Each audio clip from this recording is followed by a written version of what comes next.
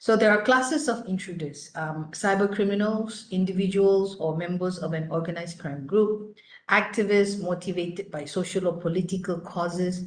They usually have low skills, like people who say, vegan or don't kill animals or PETA, the PETA. So these are activists.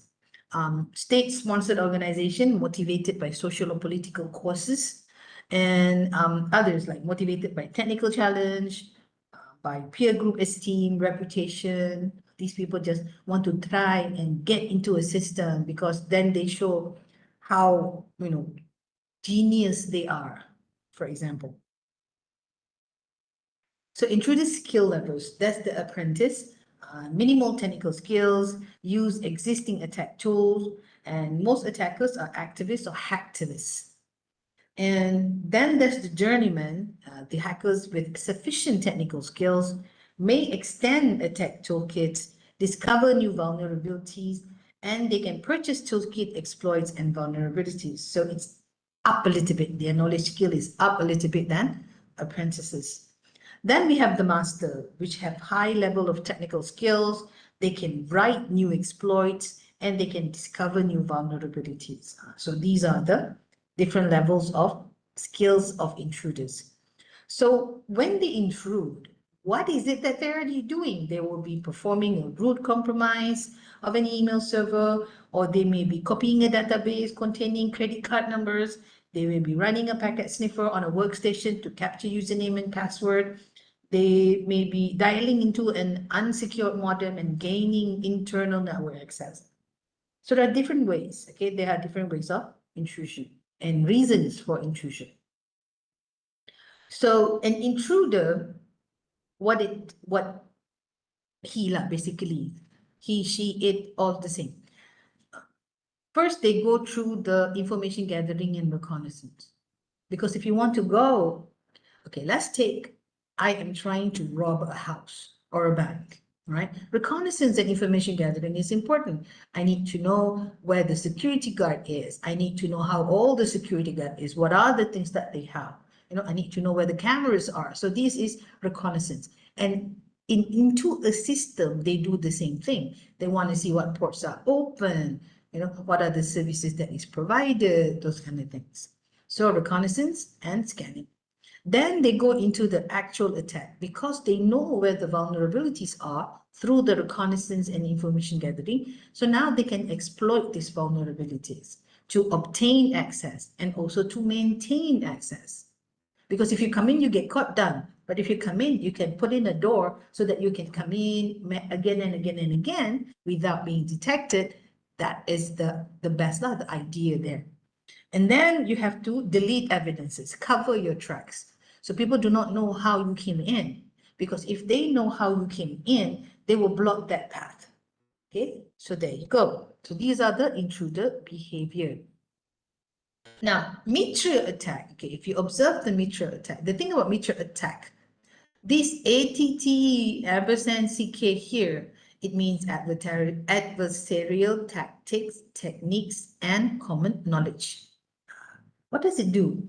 It's a global knowledge base on how attackers operate and maintained.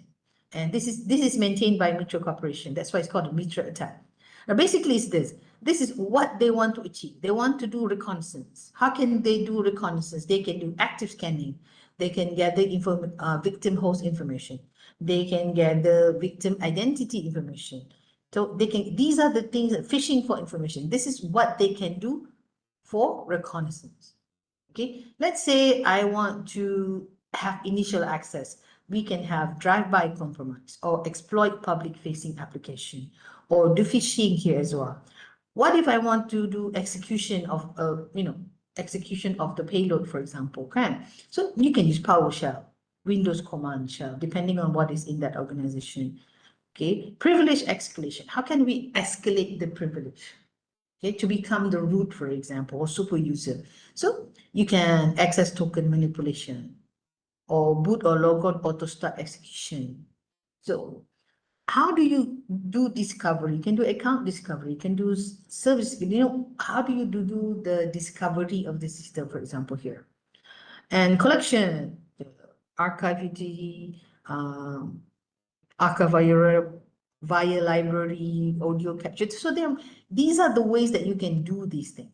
Okay, so you can go and check it out in the website. Okay. Think of the meter attack as a playbook for hacker behavior. It categorizes the step attackers take once they target the system. So if you can use this for threat modeling, meaning what kind of threats possibly is in your system. If you look at it, oh, they can go by the victim's identity. Then how do you protect victim's identity? So that's how you do, that's threat modeling. You can use it for red team, blue team exercises in your company as well. And, securing the system and trying to get into the system, trying to catch a flag if you wish, mapping intrusions to known techniques.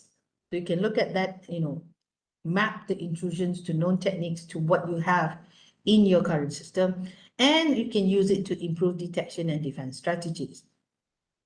If I were to put in an analogy for this, you can imagine if we say burglary, so the meter attack will be like a map of a burglary. Okay, reconnaissance. How do I do reconnaissance? Scout the house, sit outside the house, look at the paper delivery. So I am doing reconnaissance. Initial access, breaks through the window. If you break the window, it's going to be very loud. Then, how else can we get into the house?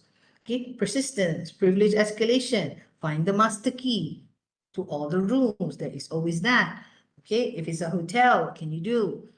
Defense evasion, disable alarm. So reconnaissance will tell you where the alarms are, what type of alarm there is. So how do you defend this? So it can tell you that. And so on. So the intruder behavior, we have seen it. They will start with information gathering, right? Reconnaissance, domain, the users, the devices, the emails they use, scanning the network, live hosts for open ports, running services, exploit the vulnerability on the server side and the client side to gain access, maintain the access by installing backdoors or other malicious software.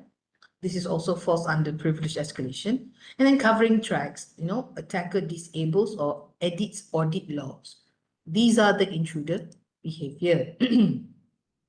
So intrusion detection, a hardware or software function that gathers and analyzes information from various areas within a computer or a network to identify possible security intrusion. So the logical components of an IDS is the sensor, the analyzer, and the user interface. Okay. What does the sensor do? The sensor collects information. It doesn't do anything with the information. It just collects information. Okay. It gathers raw data. So what sort of information, excuse me? Network traffic, log files, critical files, signature database. So it collects everything. From this collection, the analyzer will analyze. Okay, they process the collected data to detect suspicious activity. So what it can do, it can compare against known signatures like rules and patterns. It can spot anomaly if the behavior doesn't matching, not matching the normal behavior. It can correlate events from different sources because it has a lot of data. So sensors can be collecting data from different many areas, and the analyzers use it to, analyze it to get information. Once you have the information, the user interface here is how do you present the result of the analysis to the administrators? So it could be alarms blaring or notification to the administrators. It could be in a form of report where it summarizes the activities that has been done, and then highlights which one is suspicious and you need to look into. And then there could be a log of stored evidence for later analysis. Okay. So these are the logical components of an intrusion detection system. Okay. IDS, intrusion detection system types. That is the host-based IDS, HIDS, per host, okay, single sensor analyzer, network-based IDS, NIDS, monitors network traffic, a hybrid IDS, a combination of both, distributed IDS, centralized IDS. Okay, let's look at these. Host-based on individual computers or servers. It monitors the system logs, the system calls, the file integrity, registry access of the host. The strength of HIDS is that it detects insider misuse and its detailed visibility of host activity. But the weakness is that it only protects the host it is installed on. It doesn't, cover everyone. And it adds overhead. Now, if it is monitoring let's say your laptop, again, is monitoring your laptop. So there is overhead. So it is taking some resources to do its business. So your normal thing might have a little latency, for example. Network-based IDS, it is placed at strategic points in the network, like in the firewall, like in the router, okay? And network traffic packets are monitored. Every packet that comes through the firewall, the router, it is monitored. The strength of an IDS is that it has a broader coverage compared to HIDS, host-based IDS, okay? So it's real-time detection of attacks across multiple hosts because it is monitoring every packet. The weakness is that it struggles with encrypted traffic. If the packet is encrypted, it cannot do anything because it knows there's a packet, but it cannot read it because it is encrypted.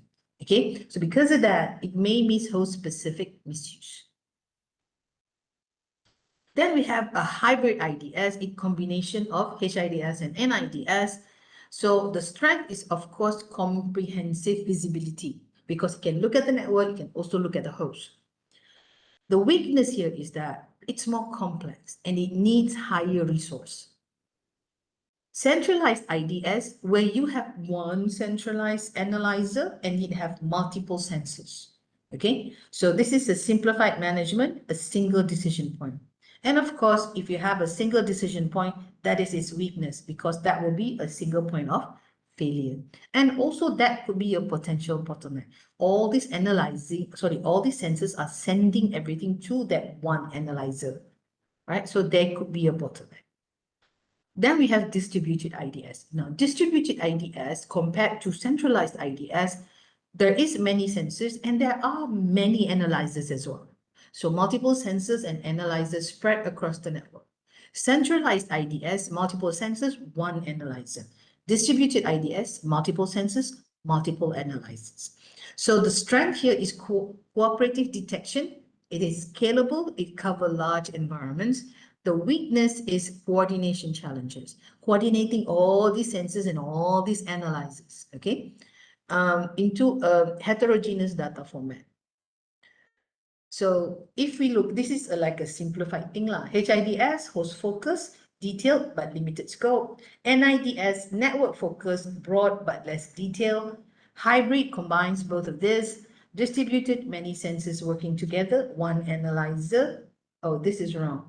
Distributed, many sensors, many analyzers. Centralized, many sensors, one analyzer. So this is like a summary, okay? Basic principle, prevention mechanisms such as firewalls is the first line of defense.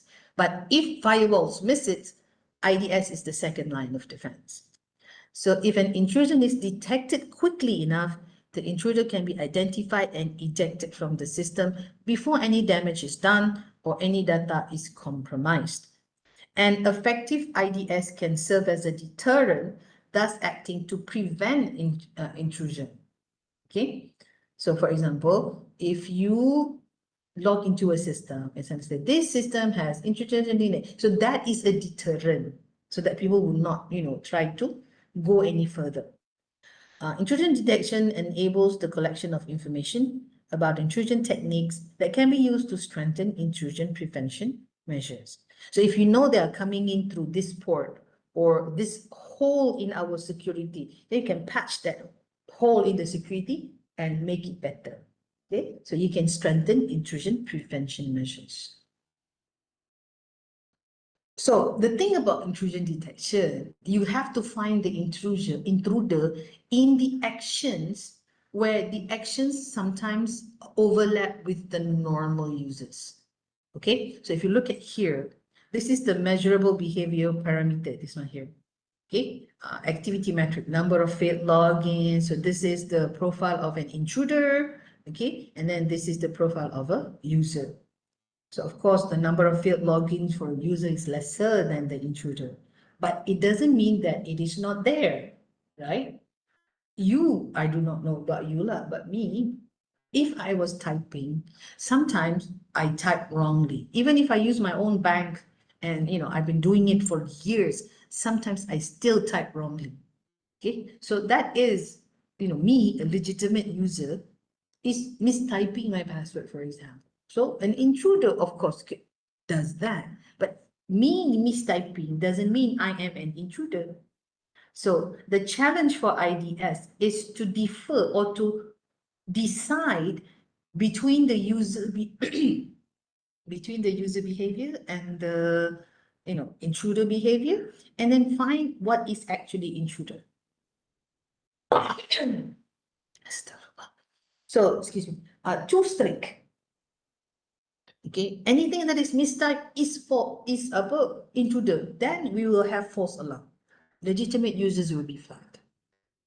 Too lenient, you miss intrusions. So you need to find a balance between them.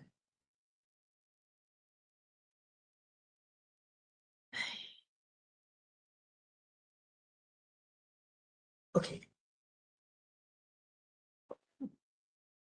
So in IDS, the goal is to detect, if possible, all intrusion, right? And you need to keep the false alarm rate to an acceptable level. If the false alarm rate or the low detection rate, you have a false sense of security, meaning, oh, there's only like one, so we say, oh, we are always safe. So that's a false sense of security.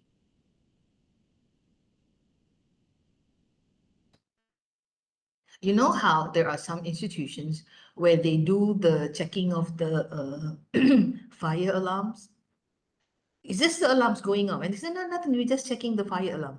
And after a while, people, when there is a fire alarm, they say, hey, are they just checking the alarms or is it actual? So they tend to ignore alarms when there is a high false alarms. Okay. And also, if they keep checking it, it is wasted time analyzing the false alarm. So it is very difficult to meet this standard of detect everything and low rate of false alarm. Why? Because sometimes the behavior of the intruder or the behavior of the legitimate user is similar to what the intruder does, like mistyping your password just now. So in general, if the intrusion is lower than legitimate user, which is normal, intrusion is usually lesser than the normal user in a system, then the false alarm rate will be high unless the test is extremely discriminating. They're very specific.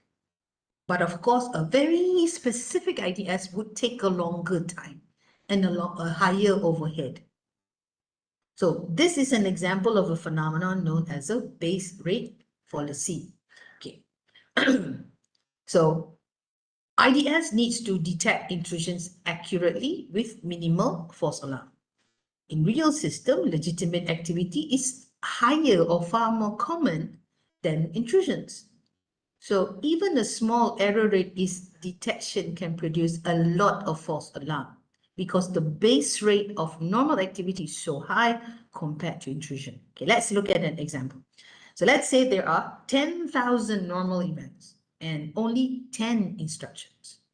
Okay, we need 10 intrusion instructions. Sorry. So if your IDS system is 99% accurate, that means it correctly flags 9 intrusions out of 10 because it's 99%, right? So 9 intrusions out of 10. But it will also wrongly flag 100 normal events as intrusions. Okay, so what is 99% out of 10,000, for example? 1% out of 10,000. So admins now face 109 alerts, but only 9 are real alerts. So the false alarm, which is the 100, overwhelm the true detection. This is what they call the base rate fallacy. Okay, so if I were to give it an analogy, like you go to the airport, okay, there's a metal detector of the airport. It will detect if you carry a gun. People don't carry guns. The intruders will carry a gun. But then how many intruders do we have, right? So if a detector is slightly oversensitive, the bell, it beeps, the gun, it beeps, the whatever they use in their, the pins and whatever, they beep. They have a, what do you call that? Metal leg inside the bone thing, they beep. So it's oversensitive, right? So there is a lot of false alarm. So the security, when your bag goes and then it beeps, you say, okay, open the bag. There's nothing in there there's no gun. Okay.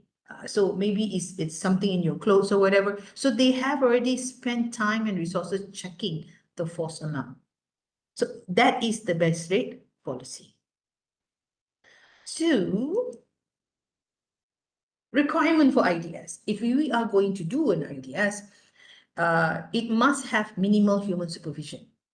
That is the best, right? So you cannot just keep checking it. The system should be able to detect intrusion when it happens. Minimal human supervision. Fault tolerant. Resist subversion, meaning somebody trying to change it. It needs to resist that, okay? Or somebody trying to jump over it or whatever. It should have minimal overhead. It should be configurable according to security policy. That is important, right? It should be adaptable to changes in the system and user behavior over time. So if you have a system, right, and it's running an IDS, and then suddenly everybody, because of COVID, for example, have to work from home, and now it cannot really detect quality because it's detecting everything that's coming from outside because it's not normal, and then that is intruders. No, the system should be adaptable to changes. It should be scalable to monitor a large number of hosts. It should be dynamic. It should have dynamic reconfiguration, meaning you can update things and reconfigure, but it doesn't have to restart the whole thing. Because intrusion detection system covers a large area, right? So if you have to restart, then it will take a longer time. So it should be able to handle dynamic reconfiguration. That is the requirements for IDS. Okay. Detection in IDS. How do you detect? It is called an intrusion detection, kan? So how do you detect? You detect anomaly detection. Okay, so it involves the collection and analyzing data relating to behavior of legitimate users over a period of time. So if it is beyond that, then we know, okay? Or it follows signature or heuristic detection, known malicious patterns, misuse-based or rules to detect attacks, or it could be a hybrid detection of anomaly and signature. So anomaly detection, it will build a profile of normal user behavior over time, meaning the login time. Okay, for example,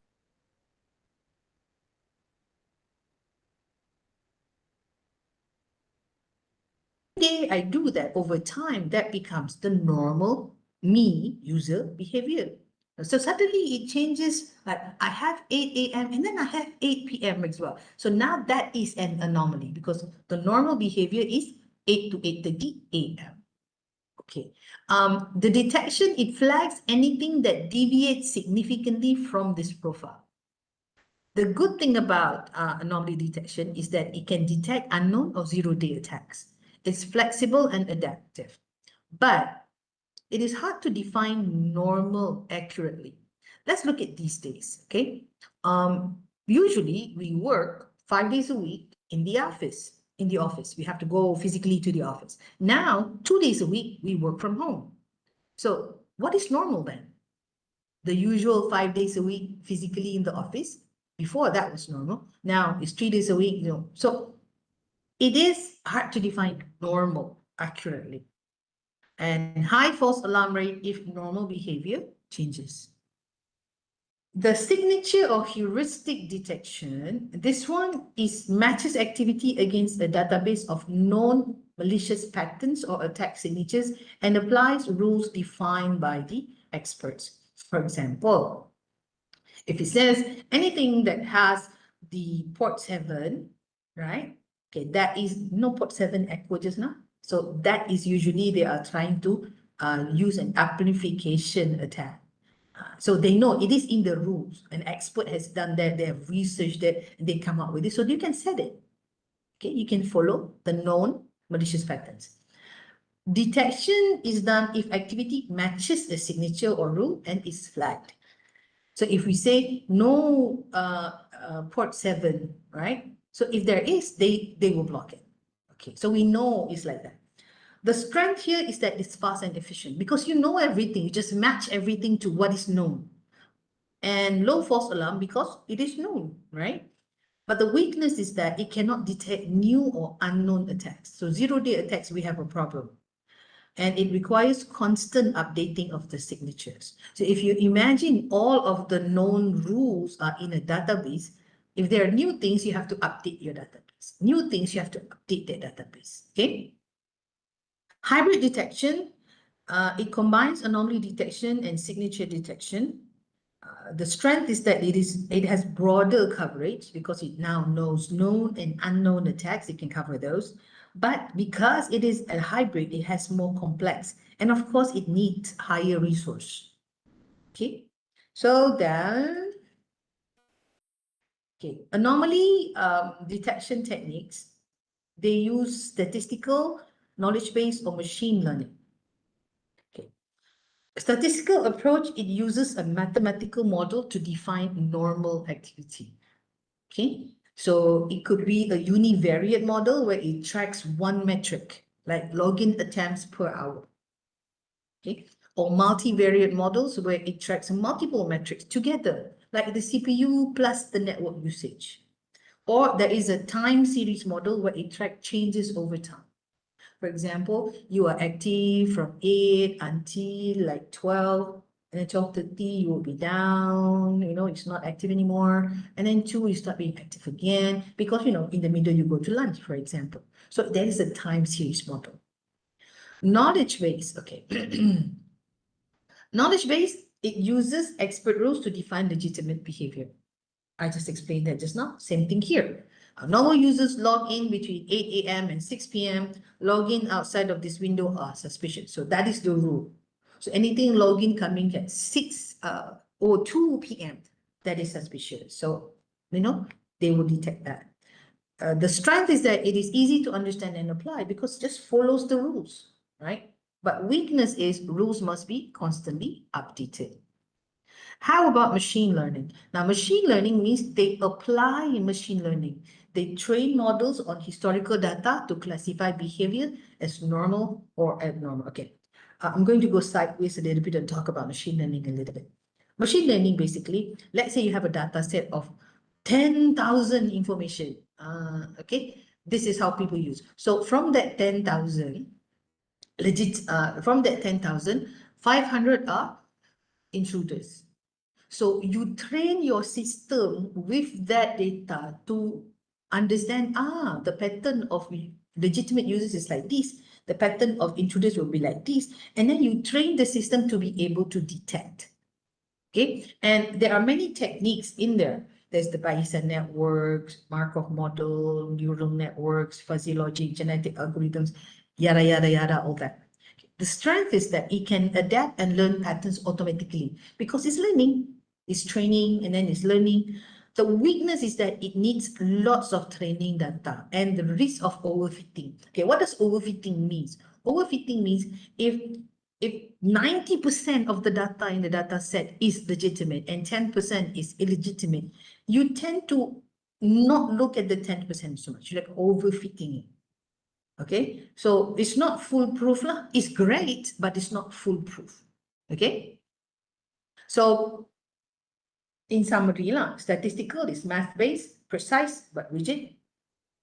Knowledge-based, rule-based, simple but inflexible. Machine learning, adaptive and powerful but data hungry. So if you're asking someone to train, if you give them 10, right, and you say a duck, doesn't wear clothes, and then there's a picture of a duck wearing clothes, and you need a lot more so that the machine understands, this is a duck that is creatively being put clothes on it or something like that. Okay, so they need a lot of ways for the system to train itself. If all the pictures of the ducks you gave it as ducks are ducks without wearing clothes or whatever, anything a duck wearing a cloth, that is wrong. Okay, so we know that some people have ducks as pets and they give little vest lah, little hair, whatever lah kan. Some people are weird. So the machine needs a lot more information for training for it to be more accurate. So signature or heuristic model operation. Signature approaches match a large collection of known patterns of malicious data against data stored on a system or in a transit over network. Heuristic is rule-based. Okay, signature is signature-based. Rule-based is a rule sets by people who have done research, for example. Rule-based heuristic identification involves the use of rules for identifying known penetrations or penetrations that would exploit known weakness. So signature is how something is done. Rule is how something will. These are the way, so there is that. So let's look at the different intrusion detection. Okay, host-based, network-based, and so on. Again, basic operations of it is quite similar across the board, but where it is applied, it would be different. Okay. So host-based monitors activity in a variety of ways to detect suspicious behavior. It can detect both external and internal intrusion. So it uses system call traces to record the sequence of system calls by processes. It looks at the audit log files, okay? So it looks at the user activity, which can be manipulated by the intruders. File integrity checksum, registry access. This is Windows specific, where it checks the registry.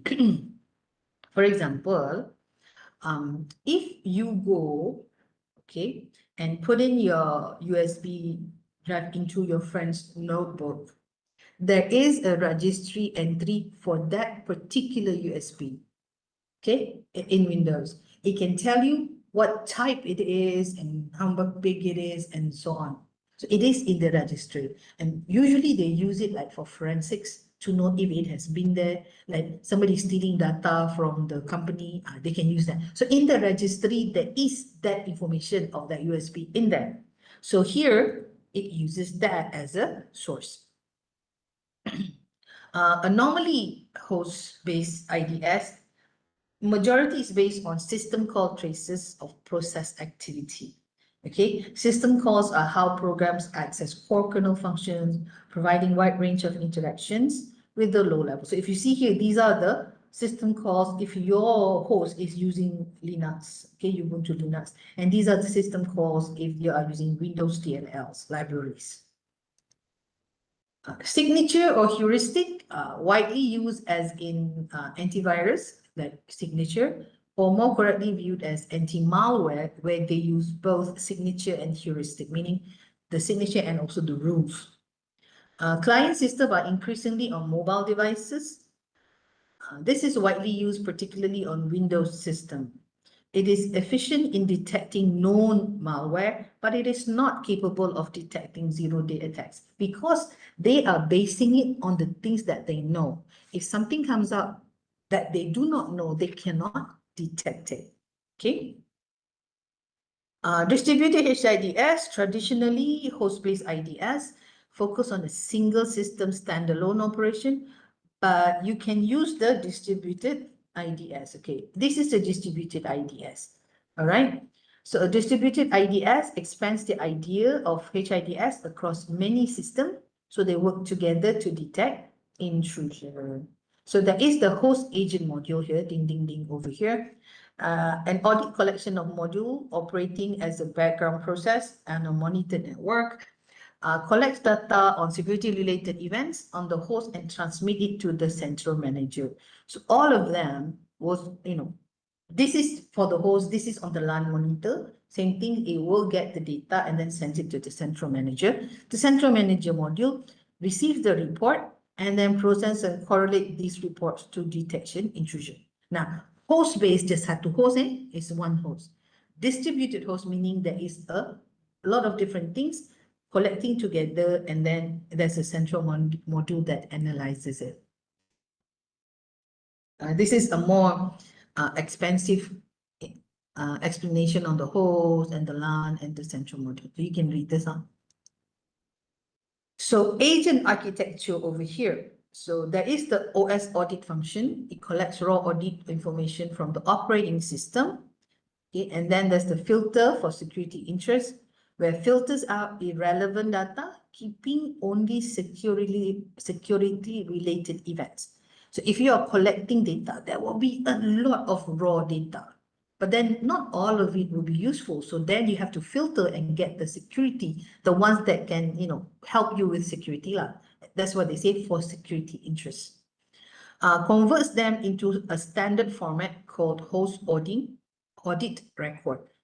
Then there is the reformat function. Okay, reformat function over here, where it processes the filtered data into a structure that the IDS can analyze. So it's collecting data, find this thing, and then reformat the function. And then there's the logic module that applies the rules templates to check for specific issues. Fail, file access. So now you have got the raw data formatted, you get that, and then you apply this logic module to find the specific issues. Okay, and then the analysis module performs deeper analysis, detects suspicious activities, matches signature to known attacks, identify noteworthy session, and then send alerts to the central manager. So central manager receives this alert from multiple agents, the host, the LAN monitor, whatever just now, correlates them to confirm intrusions, and query. They can also query agent for more information. So let's say, oh, there is this thing that, so can you send me the record of the log of me, and then they go and get the logs and pass it to the central manager. And then templates provide predefined rules or modifications for the logic module. So basically, this is how they get everything for the central manager to detect whether or not there is intrusion in the distributed IDS. Okay, NIDS. Okay, NIDS, because it's network-based, so of course it monitors traffic in the network, right? It examines the traffic packet by packet in real time or close to real time. Included in the perimeter security infrastructure of an organization, attempt to detect intrusion detections or intrusion patterns. Okay, let's look at this. There are inline sensors and passive NIDS sensors. So let's look at inline sensors. The sensors is placed directly in the traffic path, often combined with a firewall or LAN switch. Okay, inline, they are inline. The function here is that it can block malicious traffic immediately, meaning it can do intrusion prevention. The strength is that it is an active defense. It can stop attacks in real time. Weakness is that it can slow down traffic because every packet must pass through it. So pros and cons, okay?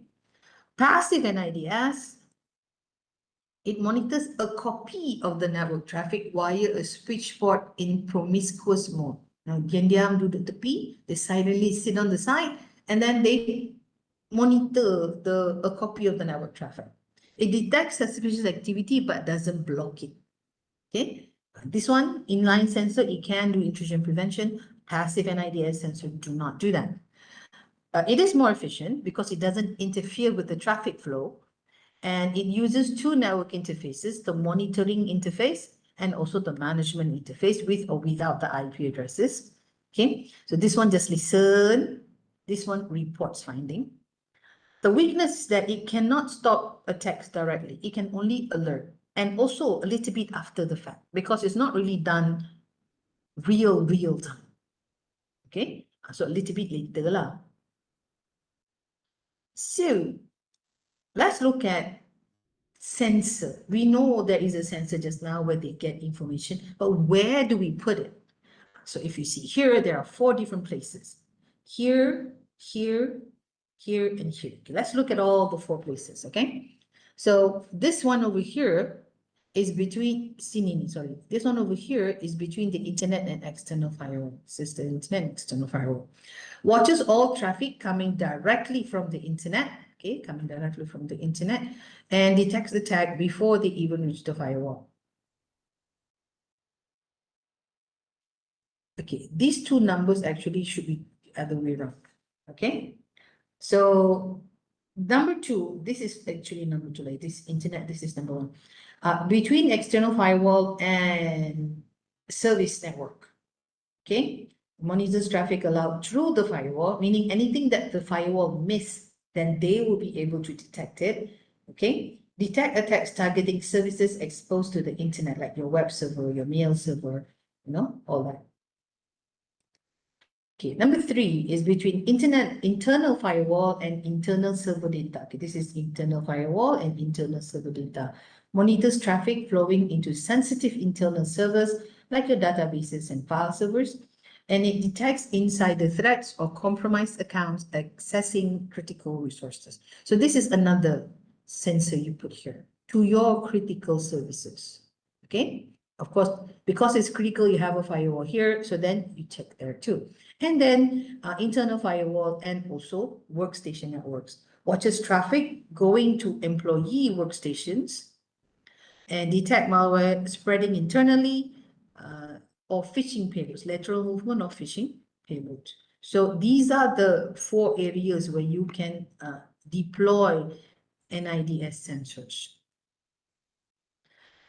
In NIDS, they also have signature-based, anomaly-based. Signature based on the rules, and then anomaly, what is different. Okay. Signature-based, matching traffic against a database of known attack patterns or signatures. So for example, in the application layer, it will look at SQL ingestion, web server exploits. In the transport layer, it will look at SYN floods and port scans. In the network layer, it will look at IP spoofing and ICMP ping sweeps. It is fast and efficient, and also low false alarm because they know everything. So if you see this is a repetition, right? Signature is fast and low false alarm because they know what they're doing, but they cannot detect anything that is not known or anything that is new. Okay, anomaly, basically, if it's not norm, then they will detect it, they will flag it if it is not normal behavior. Unexpected application servers. A workstation suddenly running a web server. Never does that, suddenly runs a web server. A web server, there is a different machine for a web server, but that workstation is running a web server. Okay, then there's something wrong. Okay, so that's an anomaly. Policy violation, accessing restricted ports or protocols, abnormal traffic floods, unusual propagation patterns, and repeated probing of ports. So these are all abnormal behaviors, and they will be flagged. Okay, the strength, it can detect unknown or zero-day attacks. Weakness is that there will be a higher false alarm rate if normal behavior changes. Okay, so there is that. Logging of alerts. Sensor detects a potential violation and alert and logs information related to the event. NIDS analysis module uses this information to refine intrusion detection parameters. What are the things that is being logged? So timestamp, date and time, connection or session ID, alert type, rating, like this is a priority connection, severity, impact, confidence, and then network transport and application layer protocols, they will log that as well. Source and destination IP, source and destination ports, ICMP types, codes, number of bytes, decoded payload, state-related information. So all of these are logged. So you can imagine how big the log data is.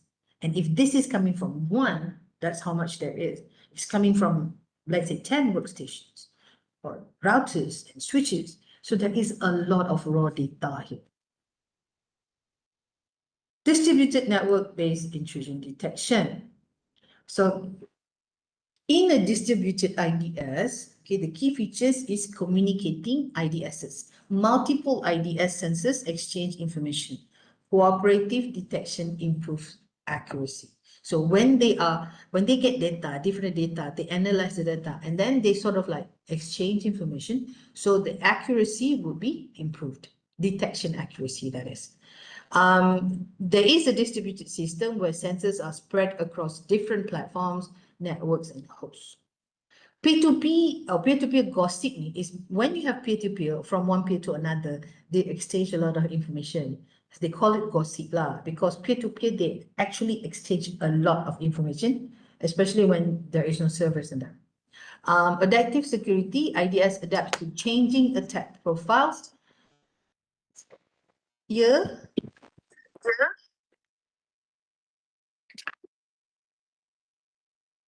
is there a question?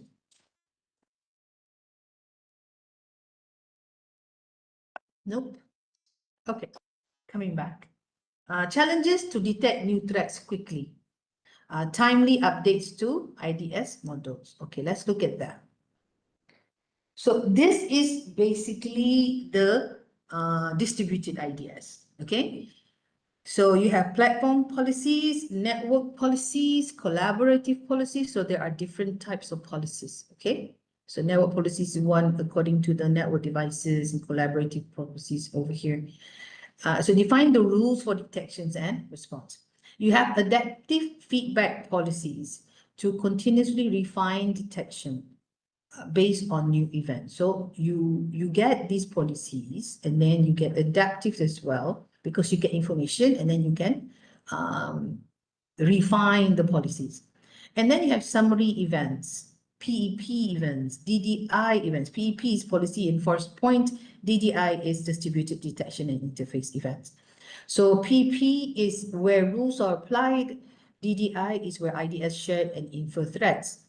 Then you have the central cloud over here, okay, that acts as the hub where all the IDS cooperate.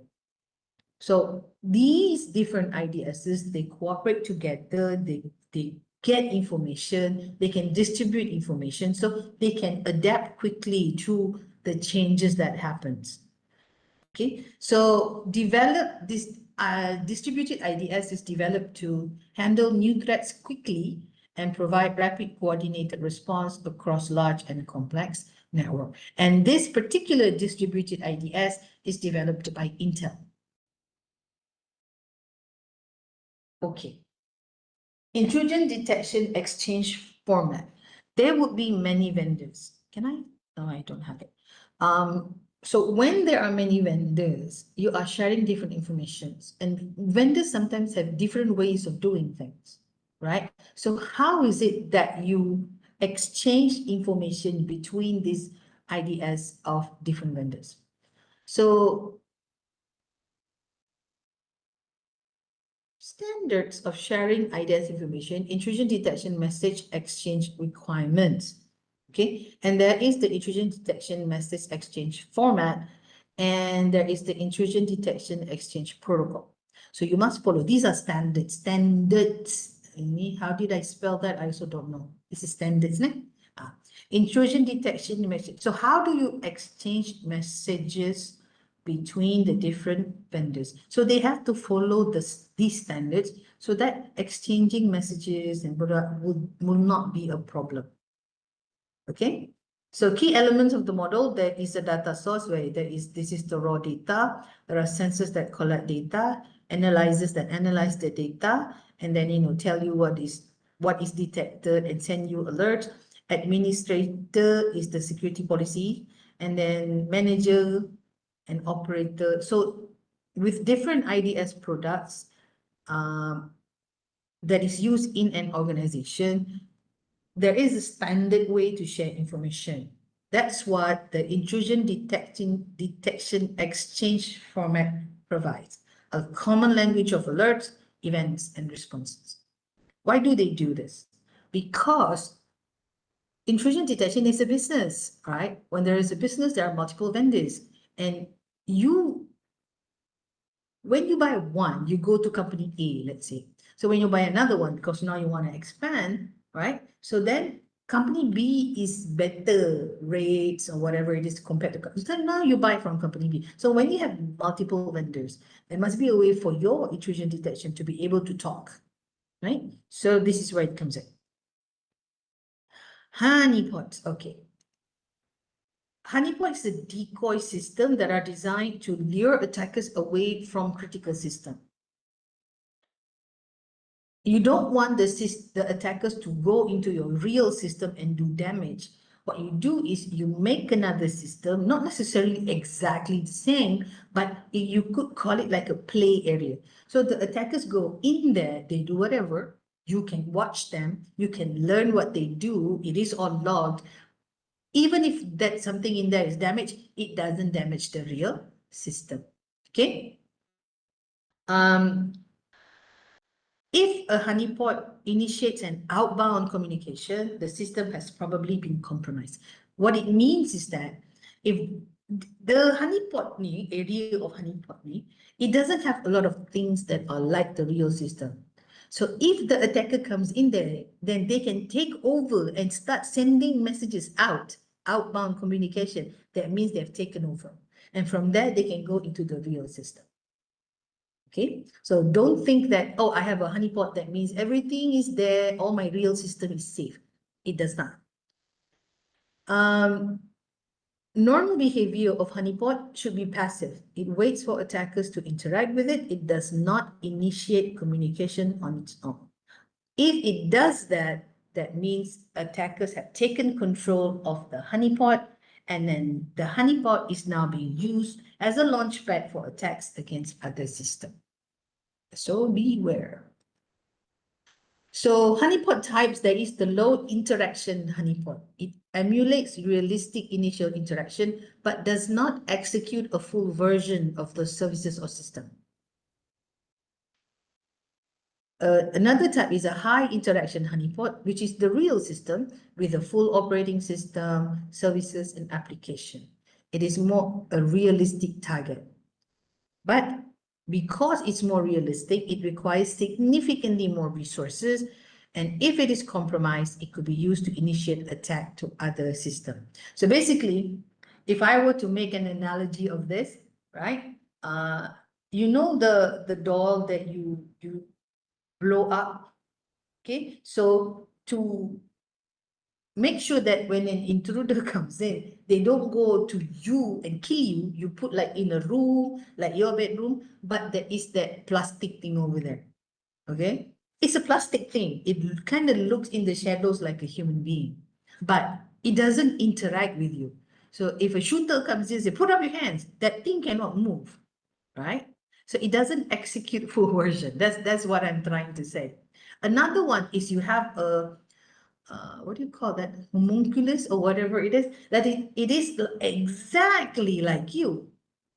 Okay, it can move, it can move, but higher technology is needed. Higher technology is needed, it means higher resources, higher cost. So that's the different type of honeypots there are. Okay, where do you deploy honeypot? You want to attract attackers, right? But where you deploy it? Okay, first, outside of the external firewall. Okay, this is first, location number one. Track unused IP addresses and external scan. Advantages is that no risk to the internal network. The internal network is safe. It reduces unnecessary alerts inside firewall. But it cannot trap internal attackers because it's out here. It attacks, threats or attackers that's coming inside, they go there. But the people who are already inside, they're not going to go out to go there, right? So there is that. Location 2 is, where's the location 2? Here, okay, in the DMZ, the demilitarized zone. The purpose here is to monitor traffic to public services, meaning you have your services over here, so you want to monitor that. And you want them not to go to your webmail, but to go there to the honeypot.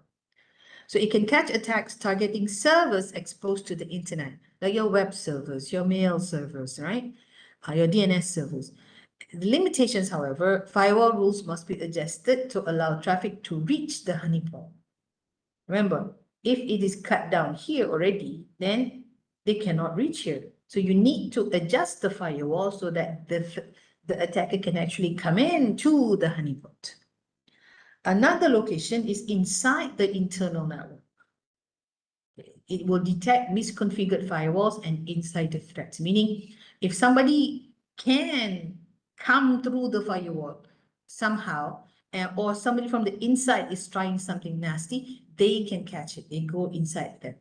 Okay, so advantage is that it can reveal attacks that bypass or slip through the firewall, but it has a higher risk because if the attacker can come here, it escapes the fire, come here, it can go somewhere else, okay, rather than go to the honeypot.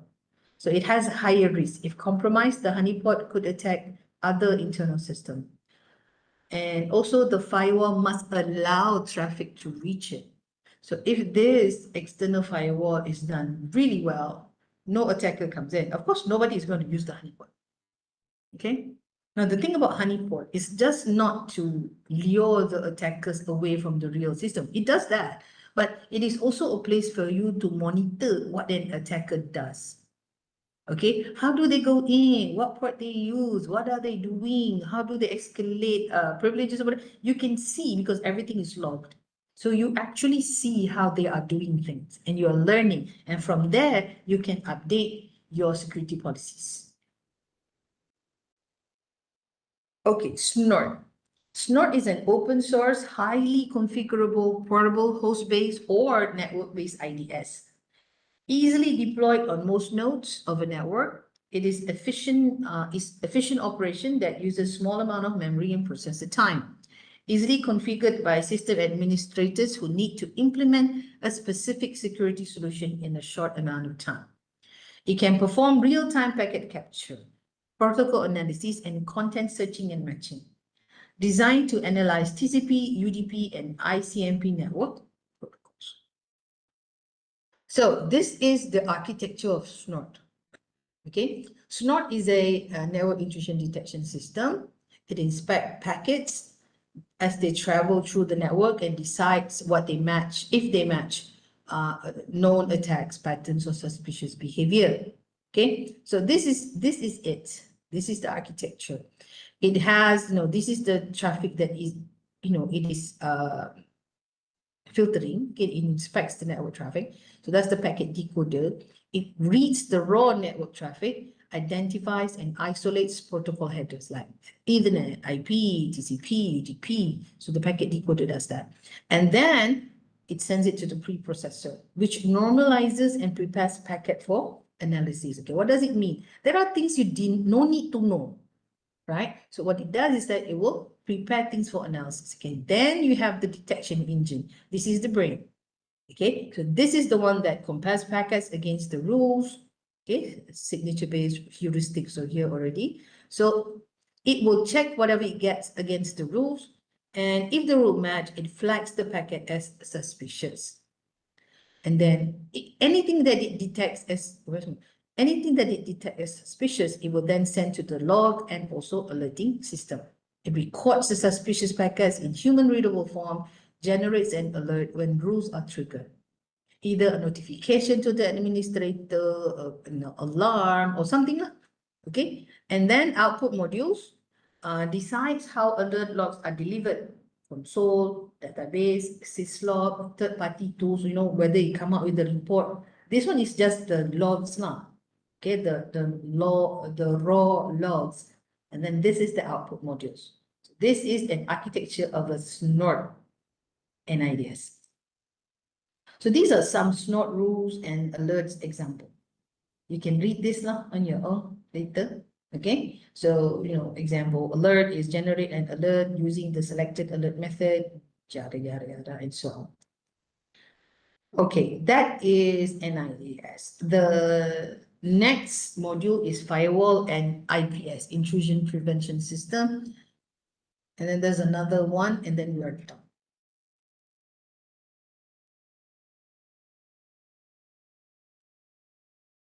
Okay. Question. I don't even know if you guys are still up. Are we okay? Show me a hand, a thumbs up sign or whatever if you are okay. If you're still here. Okay, thank you, Jazwan and Najiha. 2 people, where are the others? And Sundra, thank you. That's 3. The others are eating lunch and forget to do that. Okay lah. I see nobody is writing anything, nobody is saying anything. If you have questions, you can directly ask me. Don't forget about your second assignment, okay? And don't forget about your project. And then the other 2 modules, I will, this one also, when the video is ready, I will upload as normal inside the e-learning. And that's it all. That is the end of the class today. So Doctor, another chapter will proceed by video. Yes. Okay. Alright, Doctor. All right. So, anything else?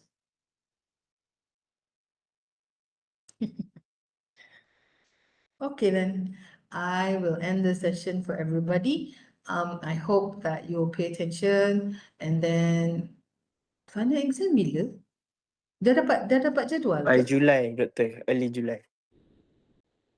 Oh, dah dapat spesifik tarikh Belum. for the exam? Belum. Oh, belum. Mungkin masih draft. Oh, draft dia tulis berapa bulan? Alamak, yang tu kena check balik. Kita. Sebab usually draft ni student dapat dulu, lecturer tak dapat. Tapi tak apalah, nantilah kita tengok. Apapun, I will finish those 2. I will try to make the practices question lah so that you can practice and then we'll see how it goes. Alright? So Okay, thank you for Doctor. coming to class. Minta maaf lah batuk banyak sangat tadi tu. Tak apa, Doctor. Sorry. Jadinya I will end the session for everybody lah. Thank you. Goodbye. Okay. Okay, Doctor. Get well soon. Thank you very much. This batuk has been on for long. But whatever it is lah. Okay. Everybody is welcome. Thank you. And I will end the session for everyone. You guys take care too. Don't be sick during the final exam nah. Yeah. Yang benda nak tulis. Alright. Assalamualaikum warahmatullahi wabarakatuh. Goodbye. Salam. Bye-bye, Doctor. Bye.